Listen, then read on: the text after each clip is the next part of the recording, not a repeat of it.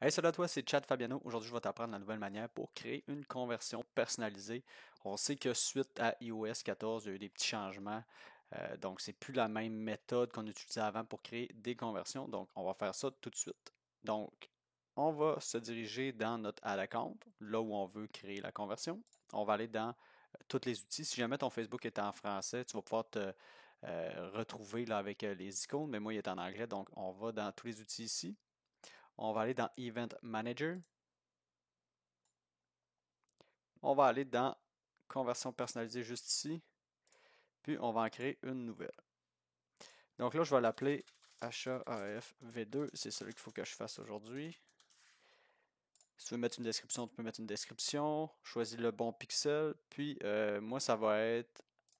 Je vais choisir cette option-là ici. Tous les gens qui vont sur l'URL que je vais passer en paramètre juste en bas ici.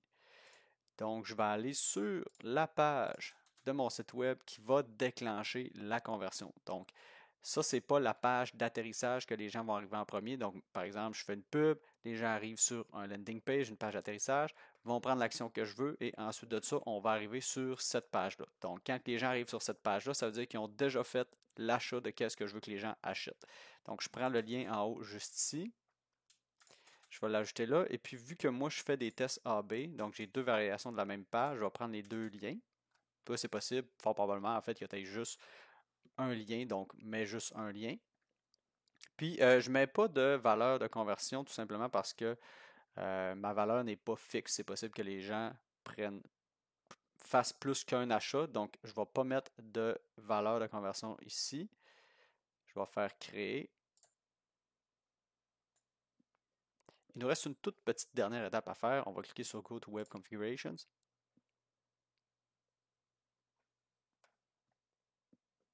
Puis ensuite de ça, on va aller cliquer sur notre domaine. Donc, c'est possible que tu en aies juste un. Moi, j'en ai deux ici. Je vais cliquer sur le domaine que je vais ajouter l'événement. Je vais ensuite cliquer sur Manage Events. Je vais faire Edit. Puis, c'est ici que j'ajoute l'événement que je viens de créer. Donc, je vais cliquer ici, Add Event ici. Je vais aller dans mes conversions personnalisées.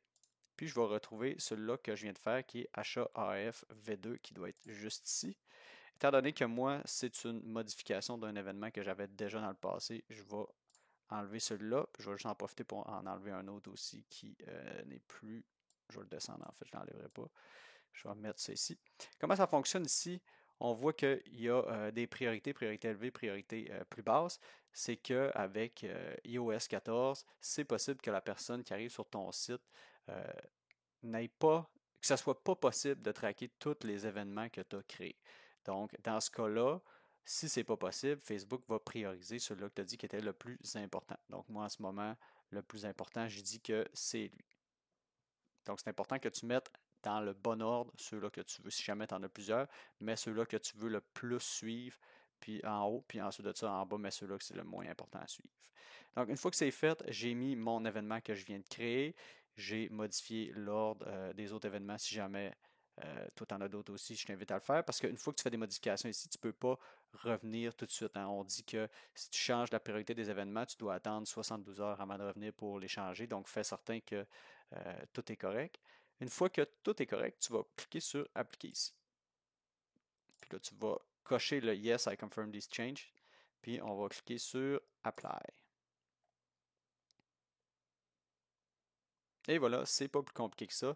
Puis, comme je t'ai dit tantôt, ça dit qu'avant de refaire un changement, il faut que tu attendes 72 heures. Fait que tu cliques sur OK. Et voilà, c'est pas plus compliqué que ça. Avant de partir, n'oublie pas de t'abonner puis de laisser un petit like si jamais tu as aimé la vidéo. Puis aussi, comme je t'ai dit, abonne-toi pour rester à l'affût du contenu que je vais mettre prochainement. J'en mets assez régulièrement. Puis, n'oublie pas d'aller regarder dans la description de la vidéo parce que je mets beaucoup de ressources supplémentaires qui peuvent t'aider. Donc, je te dis un petit coup d'œil. Salut, à la prochaine.